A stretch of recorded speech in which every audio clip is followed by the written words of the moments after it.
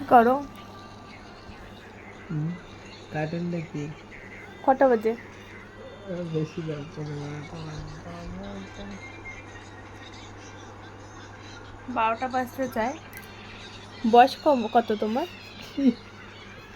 उरी बाबा boys बोलने में हमको शर्म आ रहा है। দেখো তোমরা, 12টা বাজতে যায়, সাথে শেষে মোটু পাতলু দেখছে। বাচ্চা বর।